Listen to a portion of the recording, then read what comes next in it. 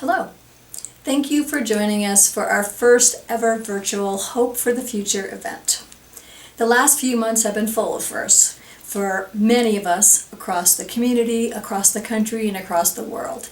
And I cannot begin to share how grateful I am to all of our staff, our volunteers, and our community partners that helped us to adapt, to think outside of the box, and to forge forward so that we at Hope Communities could meet the needs of the more than 1,100 residents and clients that we serve. You know, I have been saying for the last few years that Hope Communities has been reimagining itself. And there certainly has never been a time when that was more needed than right now. And perhaps the experience of having done that for the last few years is what allowed our team to be more nimble and responsive to the needs of our clients during this time. The pandemic brought attention to what many of us have known for years. Public systems are not meeting the needs of our communities, and particularly those who are the most vulnerable. The team at Hope Communities has been answering the call for our vision, which is to build a community in which everyone has a safe place to call home and the resources they need not just to survive, but to thrive. The pandemic put that to the test, of course, but the team responded with unyielding commitment to that vision. We knew that the pandemic would mean that many of our clients would lose their jobs completely or have hours that were drastically reduced. So on top of safety concerns, there was a real worry about not having enough income for rent, for basic needs or utilities. One of the first major issues that we saw was significant food insecurity. And so we jumped to the challenge to find grants, to find community partners who would work with us, and to purchase food, mostly fresh fruits and vegetables, that we could deliver to between 100 and 120 families each week. We're also one of the first to put a halt to evictions and urged anyone throughout our community who is experiencing economic hardship due to the pandemic to contact us so that we could help them to access resources and ensure that everyone stayed stably housed. Everyone on our team, the property staff, the program staff, even volunteers, mobilized to help us to reach out to residents so that they could find new employment, they could apply for unemployment to meet basic needs in the immediate, and that they could find other resources they need to stay healthy and housed. We did our best to accommodate the needs for our residents because we wanted to relieve stress and knew that they had so much on their plates already. As news and safety issues seem to change every single day about this virus, our community navigation team worked really hard to translate and distribute critical information into the many languages that are spoken throughout our communities. And as supplies rapidly vanished from the stores, we found and distributed hard-to-find items like sanitizer, toilet paper, cleaning products, and literally thousands of masks for people in need.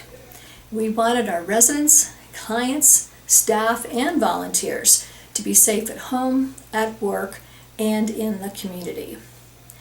With social distancing, we needed innovative ways to get news out about the virus, and so we really ramped up our website. We shared information on a lot of social media platforms, and we even began hosting a Facebook Live event multiple times a week. We wanted to share information from experts and provide tips on how people could get through all of the ramifications and issues related to this pandemic. We wanted to provide hope, we wanted to keep people safe, and we wanted them to know that they were not alone, that we are here to help them if they needed it. And even though we stopped hosting large classes and big group meetings early in the crisis, we continued to provide one-on-one, on-site meetings with residents who had the greatest need and found creative ways to start serving people in very small groups, like our Tent Topics program, which allowed us to provide navigation, food distribution, and all different kinds of services under canopy tents that were set out through our community gardens. Now, it was not business as usual. Everyone had to be checked for symptoms and have a temperature check. Everyone had to wear masks, and of course, we needed to have social distancing for anyone who entered into the area for those navigation services. There were a lot of rules, but the innovative measures allowed us to serve some of the most vulnerable families in Denver and help them to get in-person navigation and support that was really essential to their well-being.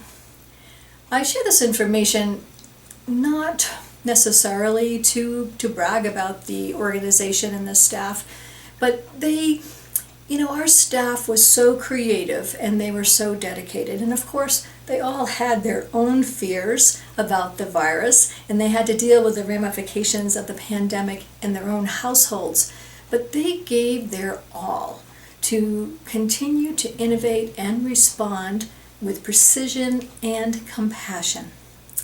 While this organization was founded on this type of service more than 40 years ago, we've never been as effective at being responsive to the needs of residents and community members.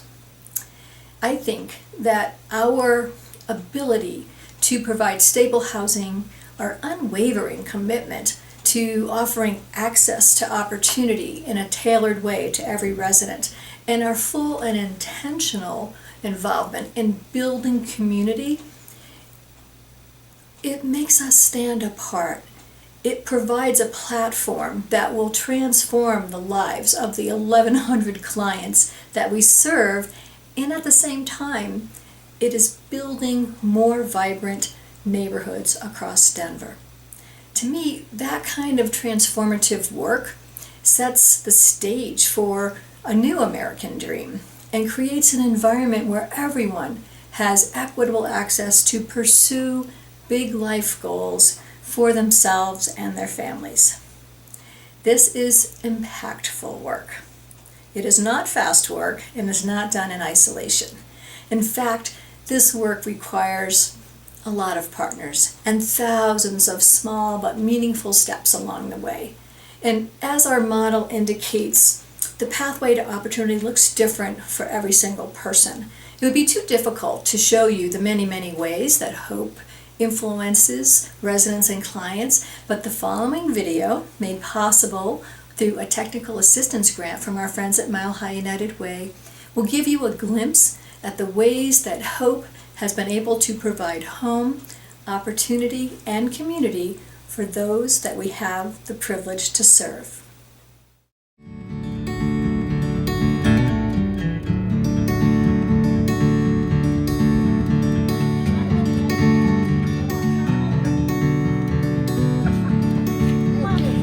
This is home.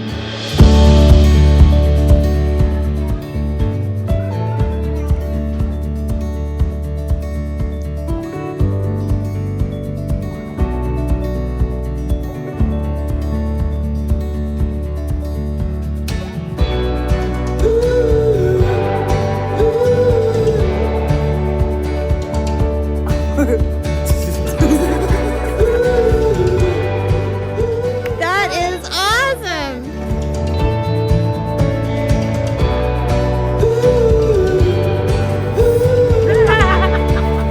There's my door. There's me. Hi. This is community.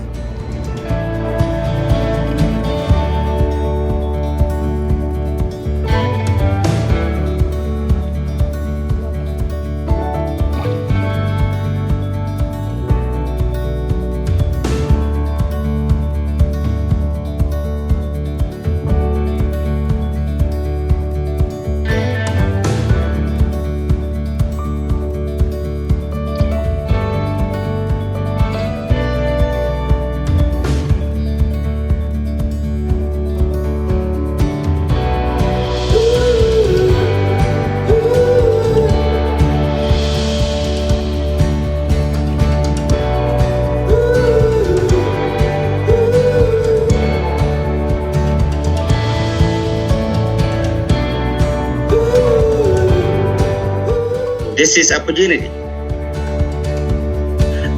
Thank you.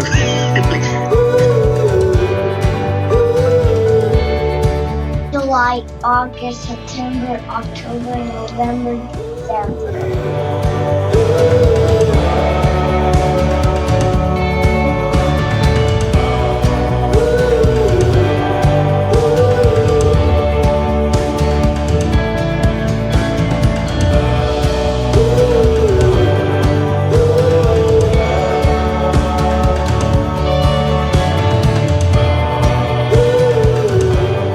This is hope. This is hope. This is hope. We love Hope Communities. And this is hope.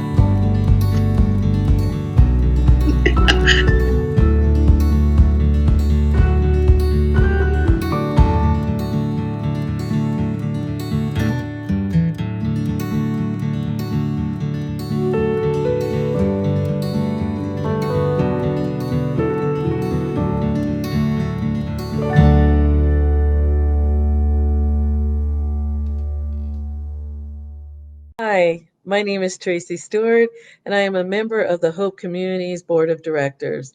It is my pleasure to share the following proclamation with you tonight, issued by the City and County of Denver. Whereas Hope Communities' mission is to strengthen communities and provide pathways to economic and personal opportunity through affordable housing, educational programs, and support services.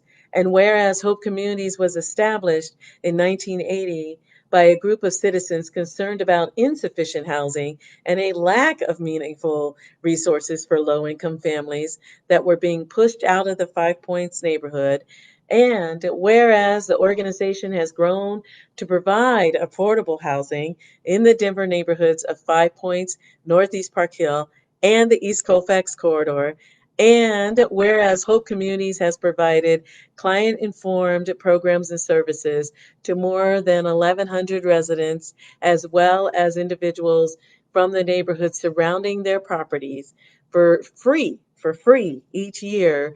And whereas Hope Communities has worked for 40 years towards the vision of a community in which everyone has a safe place to call home and the resources they need to thrive. And whereas the City and County of Denver joins the community in thanking Hope Communities for their commitment to the community over the past 40 years. Now, therefore, I, Michael B. Hancock, Mayor of the City and County of Denver, Colorado, by virtue of the authority vested in me, do hereby officially proclaim August 27, 2020 to be known as Hope Communities' 40th Anniversary Day.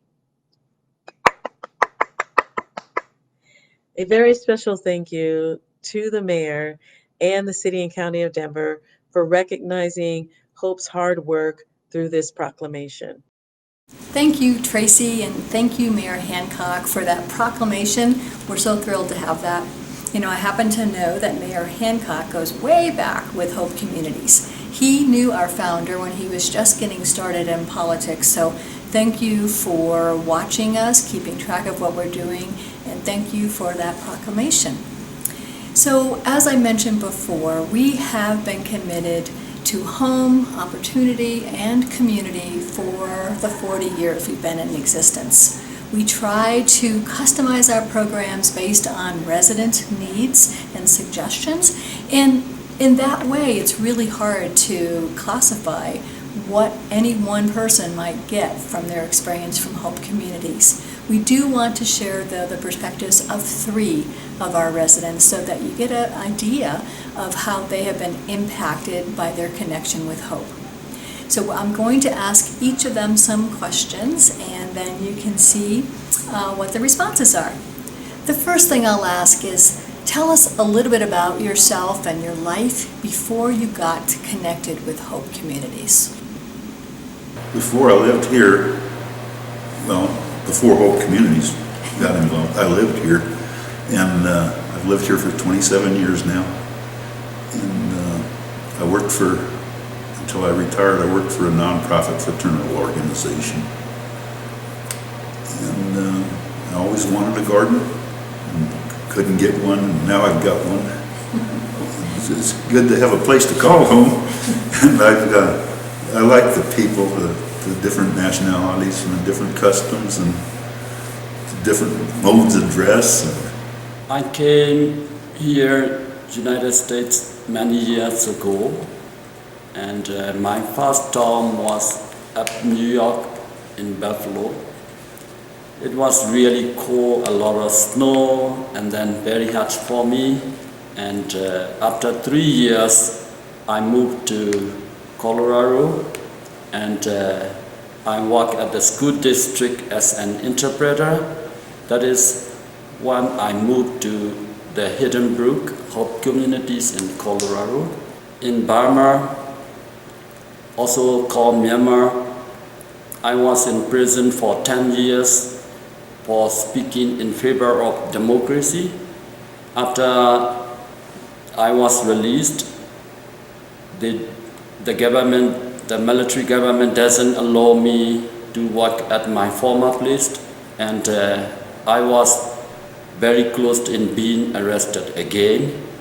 When I escaped, I came to United States as an asylee. I had my 2 daughters at a very young age. That's when I got connected with Parent Pathways. It's a program that helps teens finish school and find housing and have resources to help you raise your children. I was single mom the whole time. It was very hard and challenging, but I'm here to tell you guys that you can do it with the right resources and the right help. What has it meant for you to call Hope home? I call Hope home because the people here, the staff here are very friendly. They're very helpful. They treat you more like a friend rather than a tenant. I like the community. I also like the programs that they offer. They give you a chance to be involved in things. We love to call Hope our homes. We have, there are so many important steps. We love the apartments and the programs. I would say the community garden is a wonderful special things for the residents. I like the different people, the different nationalities and the different customs, and hearing the different languages, even if I can't understand them. I like the people are friendly even when we can't really communicate. Yeah, I enjoy feeling useful, and it is my home. I want it to be better, and I want my neighbors to do well and be happy. We try, as I've mentioned, to customize our programs and our services to meet specific resident needs. Are there any programs, services, or staff members who have made an impact on your life while you've been here? And also, do you know about how they've impacted others? They offered a resume job searching class, interviewing skills. I took that. They also have helped me with credit building. They have homework club, which helps our young kids that may not have someone at home after school, but they can come here and get the help that they need. They also have a program that was called Boys in the Gardens, in which I'm proud to say that my 15-year-old was a member of, and now he is the president of that club. Also, all the residents, there are so many important programs and steps at Hope communities, like the resident can get help for applying SNAP, Medicaid, Medicare, or other health and wellness things like yoga, karate clubs, after-school programs for the kids, ESA classes, and Girls on the Run, bike clubs. So a lot of programs are really helpful to the residents. Most of the residents at Hope communities at Hidden Brook are refugees. We have language barriers, cultural barriers, we don't know about the rules and regulations of the United States. So Hope Community help the residents promote us to get living better, to understand things go well. So all those programs are really helpful, and then we all laugh. That's why we call Hope home. Projects strive to help with the homework and teaching English as a second language to the adults, in the citizenship classes. I'm amazed at how many of them so quickly become citizens, and I like that. I'm proud to be an American, and I'm proud that they're all proud. Is there anything in particular that Hope has done during the pandemic that's been particularly helpful? Absolutely. During the pandemic period, Hope Communities help the residents for their housing stability because many people lost their job and income. Also, Hope Communities provide emergency food assistance who really need help, and also giving the knowledge about the COVID-19 virus, writing in many languages, as well on Facebook in various languages, so people have knowledge about how to stay healthy and how to protect their families. So those things are really helpful. Oh yes, first of all, they stayed open. They offered resources on how to get tested for the COVID-19, how to stay safe. They gave us hand sanitizer, masks. They called to make sure we were okay. They gave us resources for paying our rent, our lights, getting food. It's just so much that they did, and I'm very thankful for them. So, what does the future bring for you? Pretty much more of the same. I hope to live here and age in place, as they call it, and just keep on being as much of a resource myself as I can be to the community. We just bought a new house in June, 2 months ago, and it has been our dream since I came to the United States, and we are so happy to make it happen there. Now we have our little boy is doing really well at the school, and we hope he will keep going well graduated in high school and then college and become a good citizens of the United States.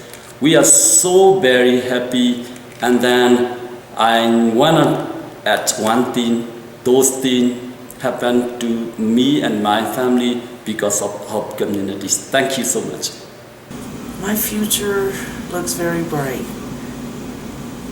My hope is to own a home the next 5 years. My son, he's 15 now. I want him to graduate from high school and go on to college and just be happy. And I thank Hope Communities for all that they have done for me and my family.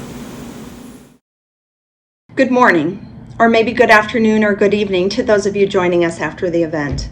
My name is Kelly Kaminskis, and it is my honor to serve as chair of Hope Communities Board of Directors. We are so grateful to all of you that were able to join us today, and we urge you to share this video with your friends, families, and colleagues. So I thought about themes for this year and my intent for today, and I kept coming back to the idea of connection, wanting to connect to each of you via this video, and really wanting to connect you to what has been happening at Hope. 74% of Hope residents report earning less than $30,000 a year, and 51% earn less than $20,000. Our residents are the ones working in the food service industries who were laid off or perhaps received drastic cuts to their earnings. Many have experienced significant food insecurity. Imagine what it might feel like to not be able to feed your family. Other residents are employed in essential services, having to continue to work in grocery stores, food packing warehouses, and other industries while having their children unable to attend school in person. Imagine being an immigrant or a person where English is your second language, having to navigate the healthcare system or coming down with COVID yourself. The board has tremendous pride in our HOPE team and how they have risen to the challenge to support our residents. We are so proud that we are able to offer programs and services at no cost to more than 1,100 people each year. We recognize the extraordinary efforts of our team and are very proud of how they showed up for our residents and our community, particularly during this pandemic. With that, I want to appeal to each and every one of you to help us in supporting this important work. Perhaps you're able to donate $350, which will provide one Wi-Fi hotspot to support a child's virtual learning this year. Unfortunately, many of our kids were not able to participate in the spring semester due to not having the tools or the support to be able to do so. Maybe you're able to donate $1,500, which will support a laptop, internet access, and tutoring sessions for a student. All donations are critical and will be put towards helping our residents not only survive, but to thrive. Please go to our website, www.hopecommunities.org, and locate the donate button. You can alternatively reach out to our programs director, Gwen Kochman, at gwen@hopecommunities.org for more information. What a year to be celebrating our 40th anniversary. We are so thankful to our founders for establishing this amazing organization and bestowing upon it the name of Hope. Between our residents, our team, and our amazing donors and sponsors, you all provide us with tremendous hope for the future. As we close, we wanted to provide all of you with a gift. You'll find a link after we close out our video.